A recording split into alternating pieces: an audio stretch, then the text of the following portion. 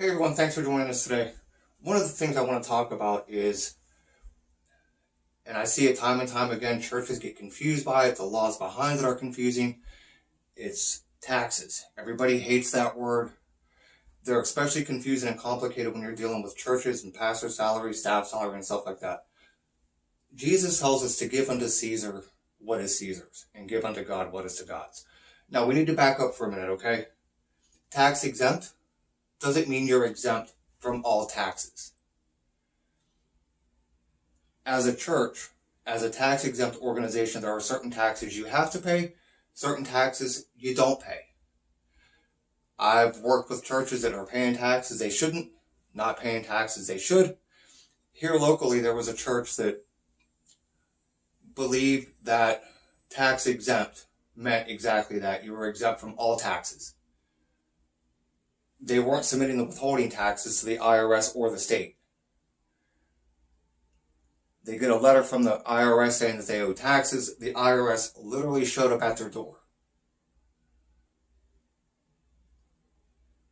And through looking at paperwork and everything, the IRS made the determination that the pastor of the church was the responsible party. And if the church couldn't afford to pay the taxes, she had to. That was simply a matter of paperwork. She was in charge of everything. I don't know what happened to them. I think they ended up, or at least the pastor ended up filing for bankruptcy. But it put them in a very tough spot. I have learned through working with clients, talking to pastors, bookkeepers, all this other stuff with churches, that there's information passed down from person to person to person. That information is not always correct. Sometimes it's incomplete and it's missing stuff. So today we're going to set the story straight. Tax exempt simply means that you don't pay taxes on your surplus at the end of the year. It doesn't mean, and it surprises me how many churches and nonprofit organizations have this belief that they can't have money left over at the end of the year. Like they have to not make money. If you're not operating in the positive, there's no room for growth. You can't buy new bulletins, you can't hire people, you can't do all this other stuff. And the next thing you know, you're constantly having fundraisers to do an event.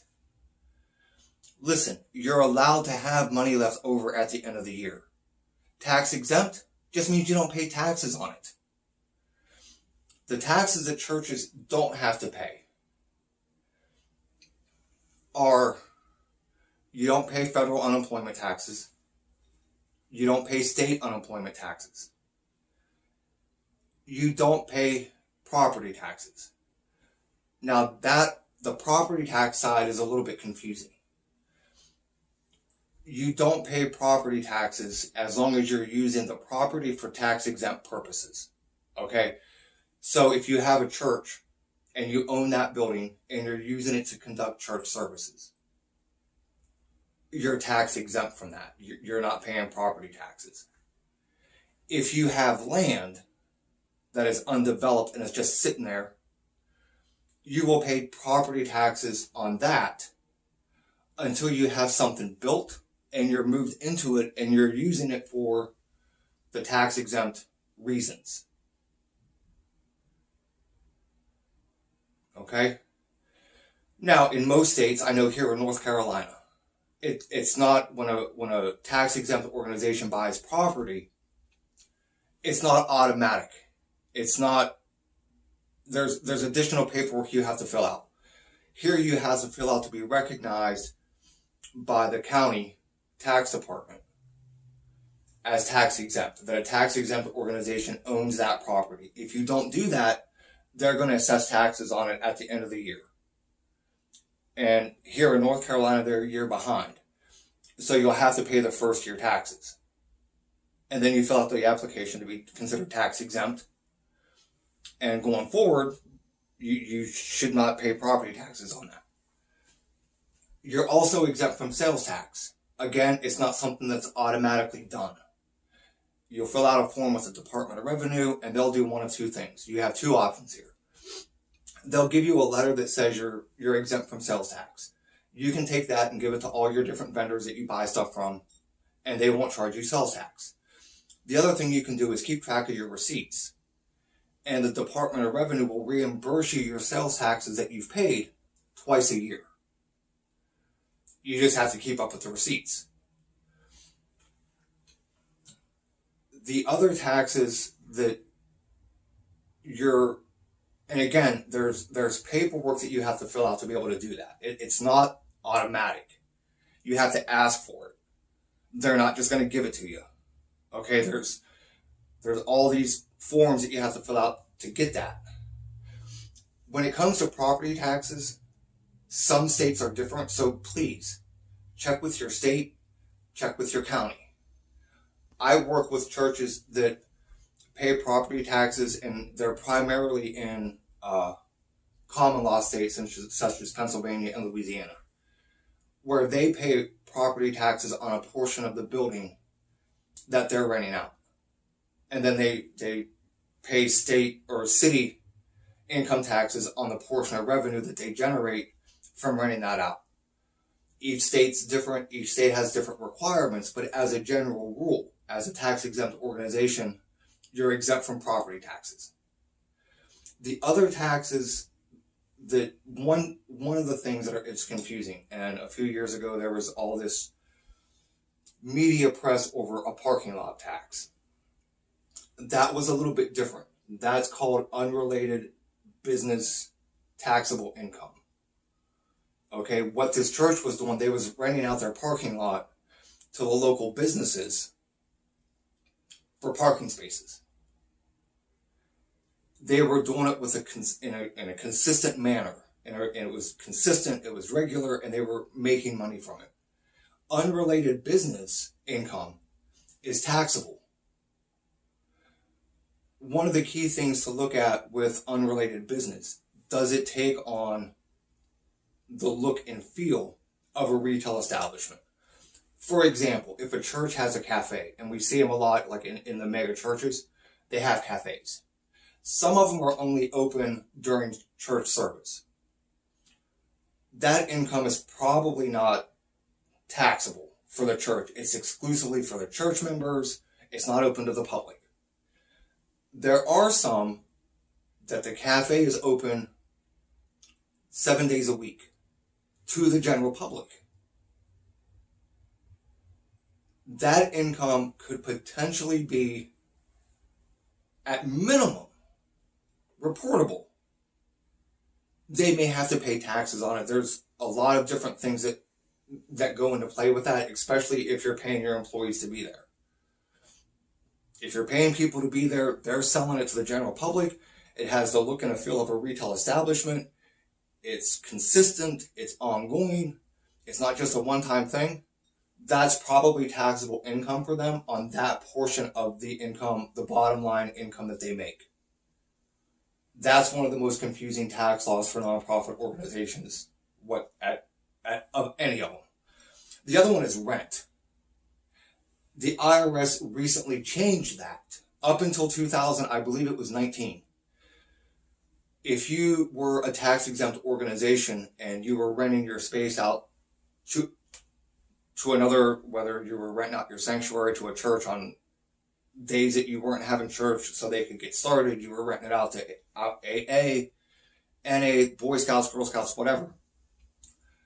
As long as that building wasn't encumbered with debt, for example, you didn't have a mortgage on it, you didn't have to pay taxes on it. That has recently changed. Now, all rent, whether it's encumbered by debt or not, if I'm reading the law correctly,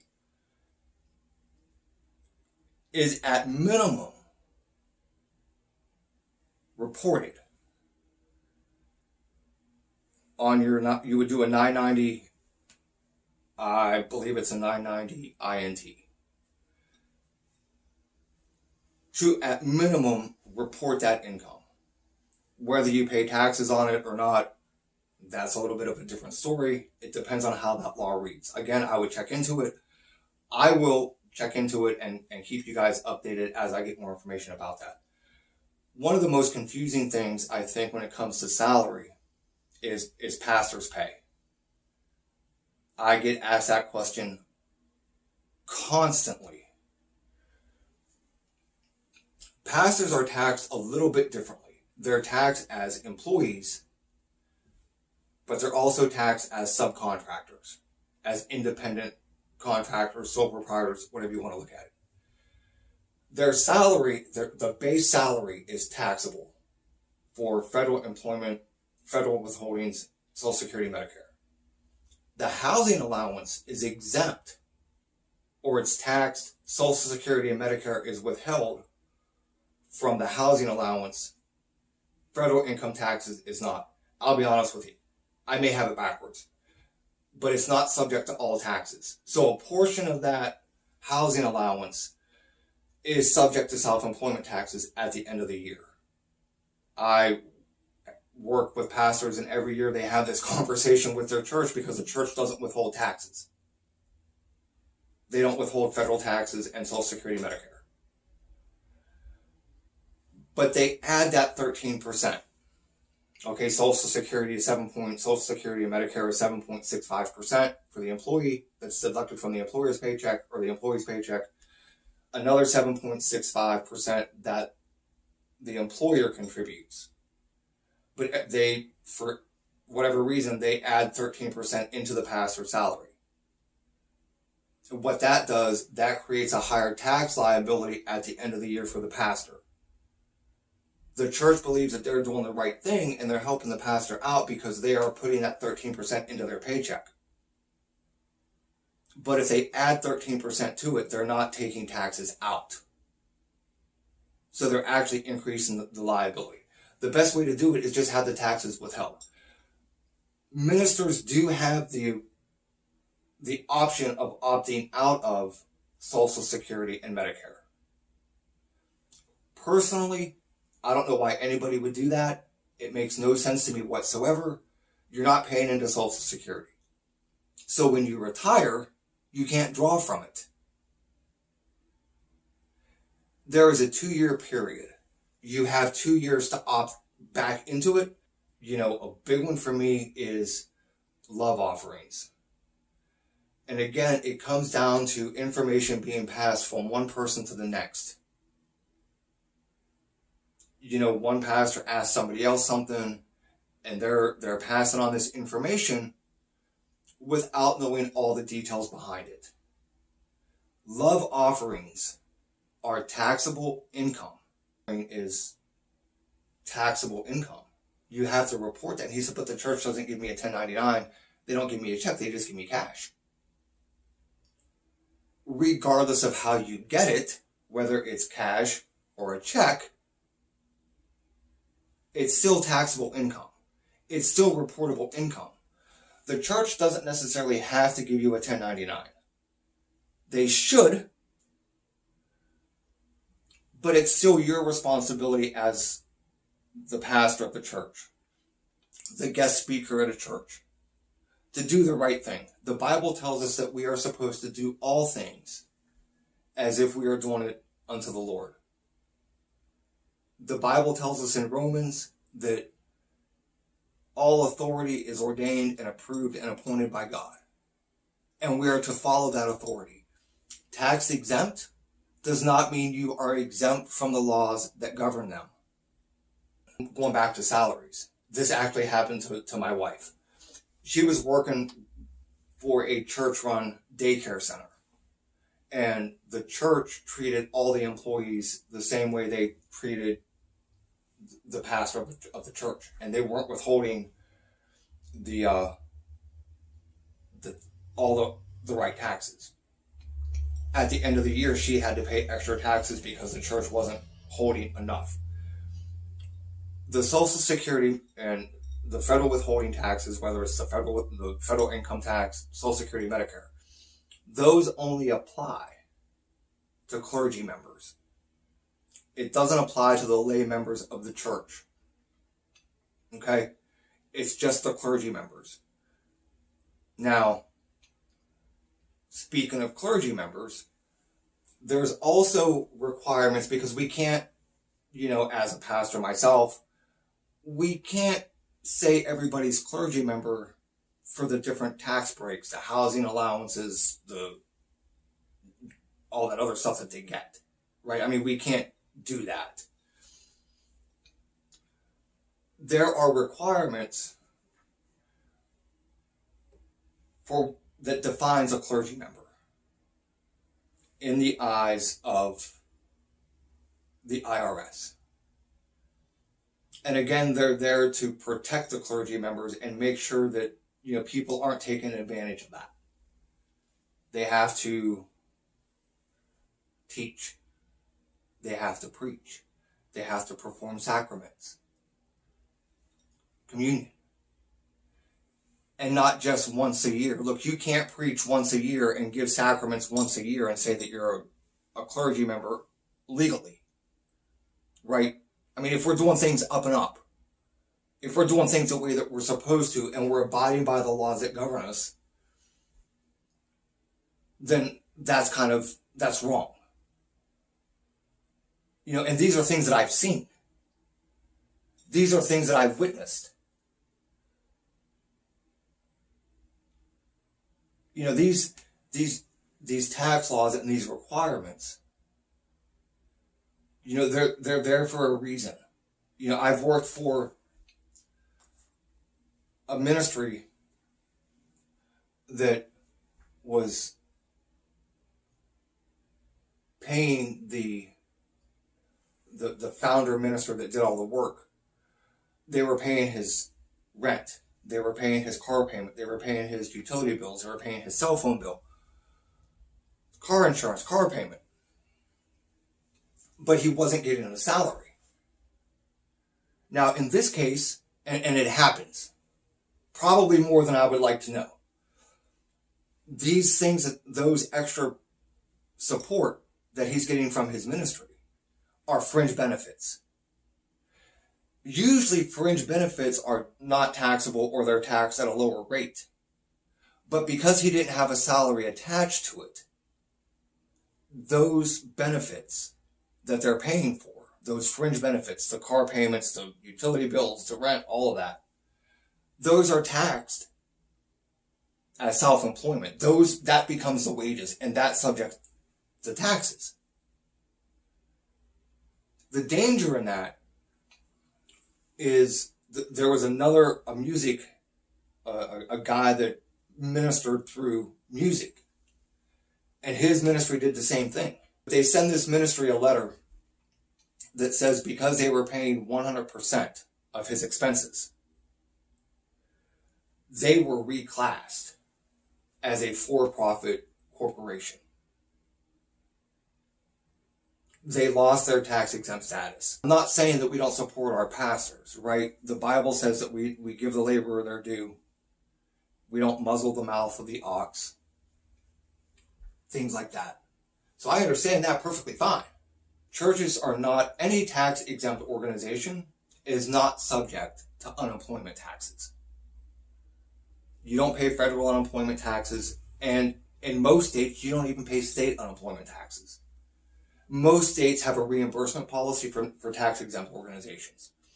Basically, what that means is if you have an employee, you let them go, whatever, and they qualify for unemployment and they file a claim and they're entitled to unemployment payments, the state will pay the benefit out, and then the church reimburses the state.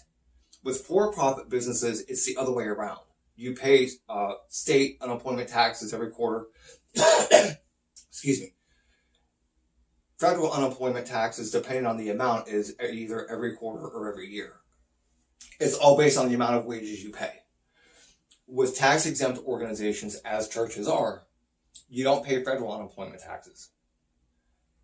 You don't pay state taxes until after the fact. You have the option to pay them, but it's not required. Okay? Now, the trick with that and the key with that is you have to remember, nobody likes getting letters from the IRS. They can be intimidating, they can be scary, and I get that. I'm working with a church right now that every year we have to send in a federal unemployment tax return with zero amount due.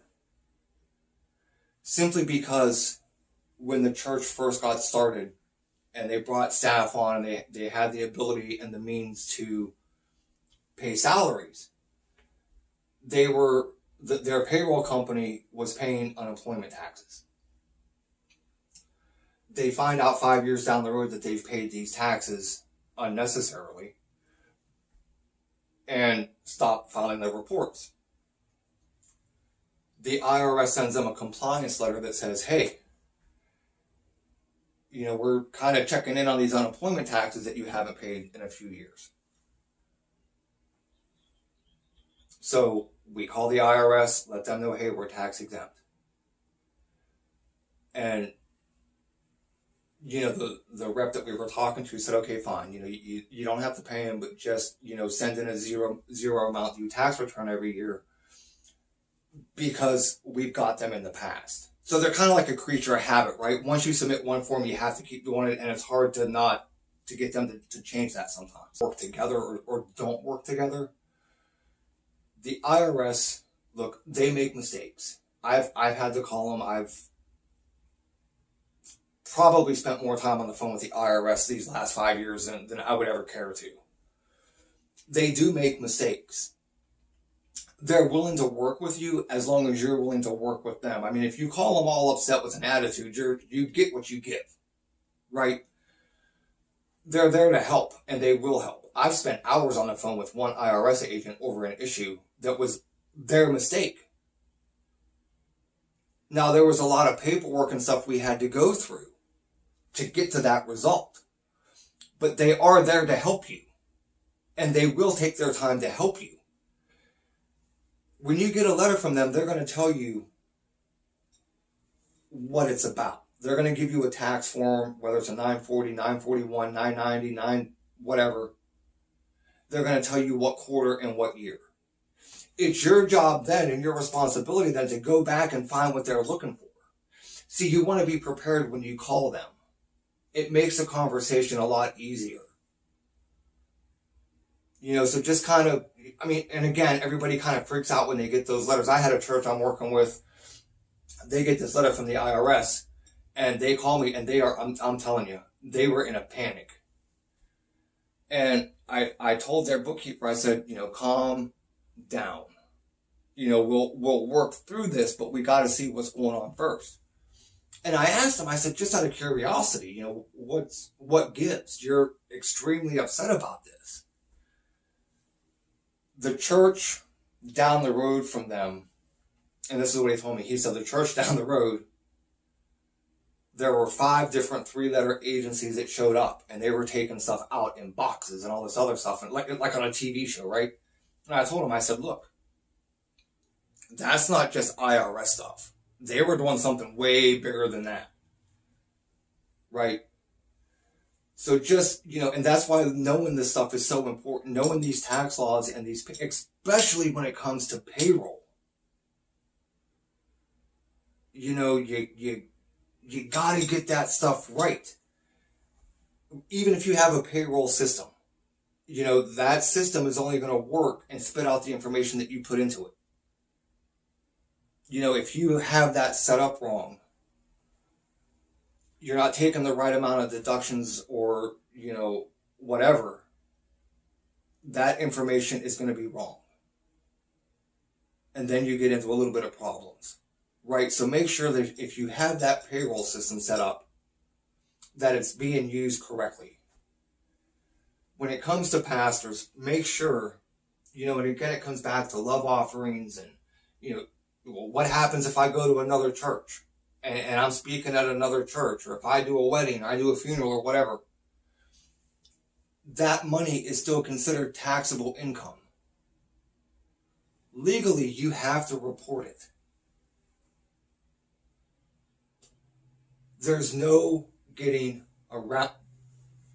Let me take that back. There's no legal way to get around that. Okay? I've actually had people ask me to do that, how to do that. How do I not pay taxes on these love offerings? Well, you kind of have to. Well, the church didn't give me a 1099. They don't have to.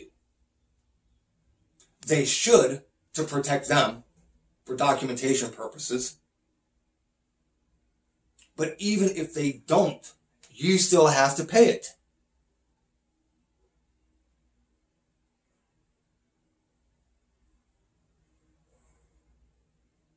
There are certain allowances that aren't subject to that. Right, but we're supposed to do the right thing. So again, thank you for joining me today. Thank you for your time. I hope you guys have a great rest of the week, a great weekend. I hope you're in church, spirit-filled messages. God bless. We'll see you soon.